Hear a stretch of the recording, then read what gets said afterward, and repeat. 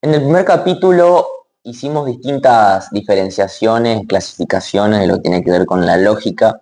En una de ellas hablamos de la lógica formal. En este caso vamos a hablar de la lógica informal o la lógica material, que recordemos de lo que decíamos anteriormente, es aquella que se utiliza o se aboca a cuestiones de ciencia, aquella que una herramienta que utilizamos a la hora de hacer ciencia, o como nos dice el autor Milian Puelles, que ya lo nombré en el video anterior, es la teoría de la demostración, la lógica material y la teoría de la demostración. Es decir, el acto de razonar en materia de ciencia, de obtener conocimiento científico o conocimiento crítico, también utilizando una de las clasificaciones del video anterior, en pos de extraer conclusiones científicas. De eso nos habla la lógica material. No es la lógica formal que tiene que ver con todo el pensamiento lógico, o también cuando hablamos en su momento de la lógica natural, que tiene que ver con el conocimiento vulgar, que fue otro, que es aquello espontáneo, aquello propio del andar por la vida. No, cuando hablamos de lógica material, hablamos de un proceso que tiene método, que sigue distintas normativas de carácter científico, que es intencional y que se obtiene a través de la razón, y ahí entra nuevamente la lógica. Nos dice el material que es utilizado en ámbitos reales de argumentación, y para ello es necesario que hablemos de un término, de una herramienta también fundamental, que es el lenguaje. ¿Qué es el lenguaje? El lenguaje es el principal medio de comunicación que tenemos los seres humanos, en el que existe un sujeto emisor, quien habla, un sujeto receptor, quien escucha, y un mismo código. Esos son los tres elementos fundamentales del lenguaje: quien habla, quien escucha y el mismo código, es decir, el mismo idioma. Hablando en términos académicos, sujeto emisor, sujeto receptor, y el mismo código que, como yo le dije, es el idioma, pero que el material habla de los lenguajes naturales. Ahí tenemos miles de ejemplos: español, inglés, francés. Aunque hay otro tipo de lenguajes que no necesariamente son lenguajes naturales, como pueden ser las señas, como pueden ser cualquier otro tipo de forma o código que encuentren las personas al comunicarse. Existen usos del lenguaje que van a ser importantes a lo largo del material, los voy a mencionar nada más. El interrogativo, que tiene que ver con el inquisitivo, las preguntas que también se van a utilizar en distintos ámbitos del derecho. El descriptivo, que desarrolla, que aclara las características de un objeto, de un fenómeno. El connotativo, que es aquel poético. El operativo, en el cual el lenguaje realiza una operación. Y el prescriptivo, ordenativo, imperativo. Ahora bien, determinamos los usos del lenguaje, es decir, a gran escala en cuáles ámbitos se puede utilizar el lenguaje. Ahora vamos a estudiar las reglas del lenguaje, que tienen fundamentalmente dos miradas: la mirada de la sintaxis y de la semántica. Ambas nacen del acuerdo entre los hombres, y esto me parece importante porque esta ya es una perspectiva y es una forma de derecho, que es el acuerdo entre los hombres, la forma en que se ponen de acuerdo los hombres para determinar un lenguaje que va a facilitar la comunicación. Porque nuestro lenguaje, y yo hago esta recomendación también a la hora de estudiar este capítulo 2, hay que pensar todo el tiempo en la Real Academia Española cuando leemos esto. Porque cuando se habla de acuerdo entre los hombres, de las instituciones del lenguaje, de los acuerdos que facilitan la comunicación, tenemos que pensar todo el tiempo que nosotros estudiamos, nos formamos y llegamos a esta etapa de nuestra formación académica a partir de la determinación de nuestro lenguaje, por ejemplo, de la Real Academia Española, que determina muchas veces, por ejemplo, el concepto o las definiciones de las palabras. Ahora bien, volviendo a lo que decía, saliendo de esa recomendación. La sintaxis es el sistema de símbolos, y acá viene una definición importante. Las palabras son símbolos, es decir, son definiciones, denominaciones que nacen del acuerdo entre las personas, pero no son signos. ¿Cuál es la diferencia fundamental entre un símbolo y un signo? Que un símbolo, por ejemplo, es un cartel o un símbolo es el semáforo. Hay un acuerdo entre los hombres que dice que la luz roja significa parar o detenerse. Eso es un símbolo. En cambio, cuando nosotros vemos el humo que sale de la pava hirviendo, es un signo de que el agua está hirviendo, de que ese elemento está caliente.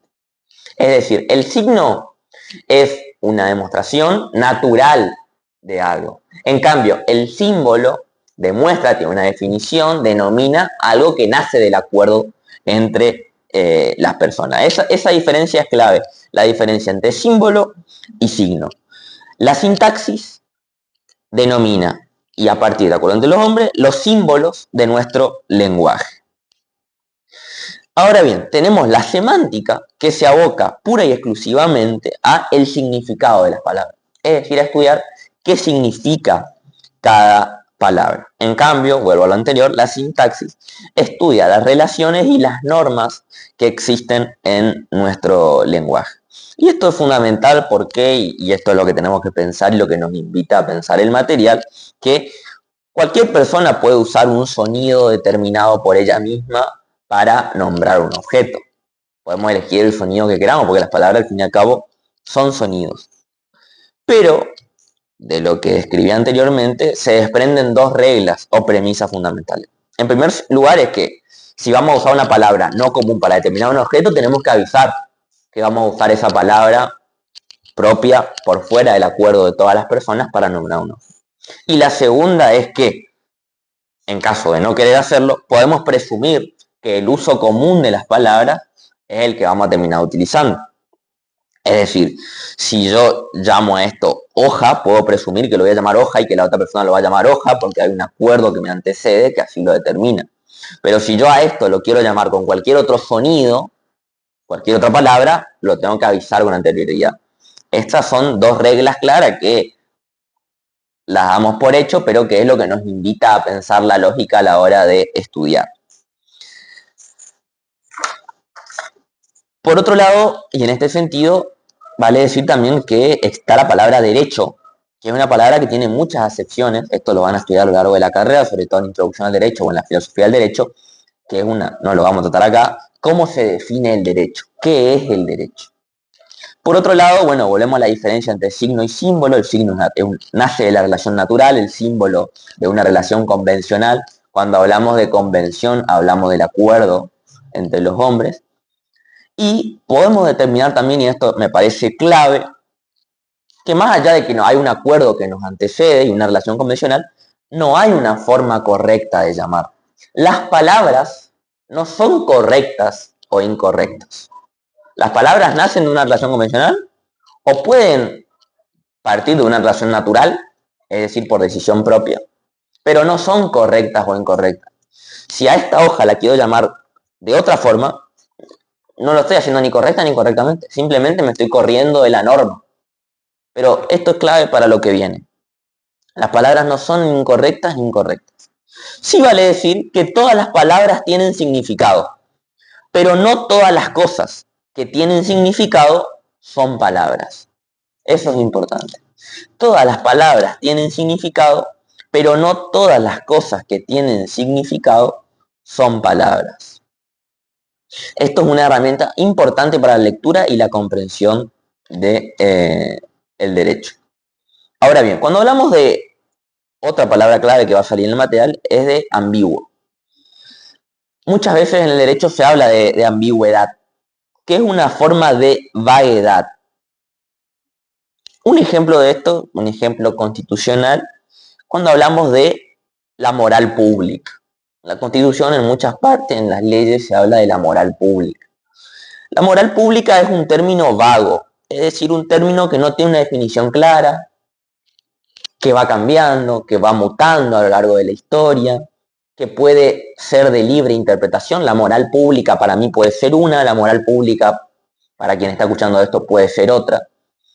Esos términos que son de libre interpretación, que pueden tener distintos conceptos al mismo tiempo, son términos ambiguos. La lógica todo el tiempo va a intentar evitar esas ambigüedades para buscar lo correcto de lo incorrecto, que es algo que decía eh, en el capítulo anterior. Otro ejemplo es que son en relación a criterios aplicables o a límites que no son claros. Si yo digo que alguien es alto, ¿alto en base a qué? ¿Alto en base a mí? ¿Alto en base a otra persona? No estoy determinando un criterio de que voy a decir que alguien es alto a partir de los 2 metros. Ese tipo de términos que, por ejemplo, no tienen un criterio claro, son ambiguos y existen en el derecho muchas veces como atajos, lo van a ir estudiando a lo largo de la carrera, pero son atajos que la ley o que el legislador impone para obtener o que los operadores del derecho que van a ejercer esa legislación puedan obtener beneficios o sacar algún tipo de facilidad de ese término ambiguo. También es importante a la hora de leer y de estudiar, y nos va a decir la lógica, ver aquellas palabras determinantes de aquellas que son concomitantes. El ejemplo ahí es el triángulo equilátero. Si yo hablo de algo que tiene un triángulo que tiene 3 ángulos iguales, estoy hablando de un triángulo equilátero. Pero si simplemente digo una figura que tiene 3 ángulos, 3 puntas, estoy hablando de triángulo. Entonces, la palabra determinante es el triángulo, la palabra concomitante o la característica secundario es equilátero. Esto es un buen ejercicio porque, por ejemplo, después, cuando estudiemos las obligaciones en derecho civil principales de obligaciones accesorias, vamos a tener que diferenciar también lo esencial de lo secundario. Proposición, otro concepto importante a lo largo del material. La proposición es el objetivo de lo que expresa la oración. La oración es el conjunto de palabras. Toda oración tiene una proposición. Y acá sí, cuando hablamos de proposición vamos a poder diferenciar qué es lo correcto y lo incorrecto. La proposición es una forma de conclusión. Acá entra a jugar la lógica más fuerte. Sí podemos determinar si una proposición es verdadera o falsa. La proposición, como dije, es lo que expresa la oración. Y la oración, como dije, es un conjunto de palabras. Bien, volvemos nuevamente a un autor que es Milan Puelles nuevamente, en el que dice que todo sistema científico es una ordenación de conceptos. La lógica, ahora bien, a partir de esto debemos decir que la lógica estudia conceptos objetivos. Ejemplo, la lógica estudia a la persona. La persona es un término general, es un término abstracto, es un término objetivo. Nosotros podemos identificar qué es una persona, sabemos qué es una persona. La lógica estudia, por eso digo, un concepto objetivo, la persona. No estudia un concepto subjetivo como puede ser la persona que tengo al lado o la persona que está escuchando esto. A eso lo estudia la psicología. Otro autor es Hooper, que nos dice que hay concepto cuando somos capaces de discernir y distinguir en base a criterios los distintos objetos.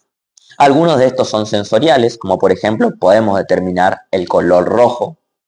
Y otros conceptos no son sensoriales, son abstractos, como la libertad. Ustedes tendrán su percepción de libertad, yo tendré la mía, la Constitución tiene otra. Pero lo que nos dice Hooper es que, bueno, estos son conceptos. El color rojo es un concepto, es sensorial. La libertad es un concepto, no es sensorial. Lo que nos permiten los conceptos es discernir y distinguir en base a criterios todos los objetos que existen en la realidad. Otro término que nos plantea el material es el de juicio. Juicio de una perspectiva lógica, no de una perspectiva jurídica. La perspectiva jurídica se estudiará más adelante. Cuando hablamos de captación, determina o conceptualiza el juicio como la captación del objeto y del entendimiento. Tiene mucho que ver con la inteligencia que decíamos en el video anterior, es decir, con aprender el objeto y a partir de ello el entendimiento. Y nos diferencia entre el juicio psicológico, que es aquel mental, y el juicio lógico, que es aquel que nace a partir del enunciado que expresa el conjunto de conceptos. Es decir, cuando hablamos de conjunto de conceptos, hablamos de conjunto de palabras. Es decir, de oraciones, es decir, de proposiciones. Es clave entender qué es la proposición. Entonces, El juicio lógico es el enunciado que enlaza el conjunto de conceptos, el conjunto de proposiciones. Y el ejemplo que nos plantea el material es cuando, por ejemplo, el enunciado "el hombre duerme". En esa oración tan cortita estamos enlazando dos conceptos. El hombre, sabemos que es el hombre, y dormir, que es un concepto aparte, un verbo. Ese es el juicio lógico. Cuando decimos "el hombre duerme", estamos realizando un juicio lógico. Milian, el mismo autor que hablábamos hoy, nos habla de raciocinio. ¿Qué es el raciocinio? Nos dice, es el proceso en el cual la mente pasa un concepto de conocido a desconocido. Es decir, cuando pasamos de lo que conocemos a lo que no conocemos, para conocerlo. Esa acción es el raciocinio. Y Coppi nos define el razonamiento, estos dos autores lo mencionamos en el capítulo anterior, nos define el razonamiento como el grupo de proposiciones en el cual se afirman y derivan en otras, consideradas elementos de verdad la primera. Es decir, la verdad o la búsqueda de la verdad se va extrayendo de premisas verdaderas previas. A partir de una premisa que sabemos que es verdad, supongamos en la ciencia, a partir de determinar qué es el espacio, podemos determinar el resto de los elementos que están en el espacio. Y esa derivación, ese proceso constante de ir saltando entre premisas, es ni más ni menos que el razonamiento. Como última parte, la tarea del lógico, y acá viene otra palabra importante, es inferir. Inferir es, lo que dije al principio del primer video, distinguir entre premisas y conclusiones, o a partir de premisas extraer conclusiones.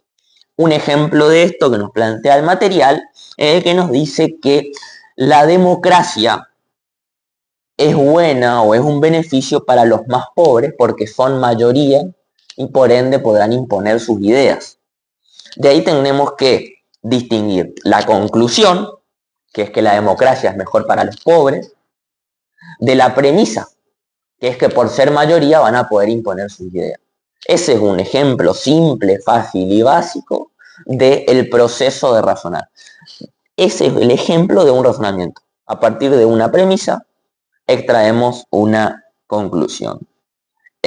Otras dos opciones son dos formas de razonar. La deducción, a partir de la cual se extrae una conclusión particular, y la inducción, de la cual se saca una conclusión general.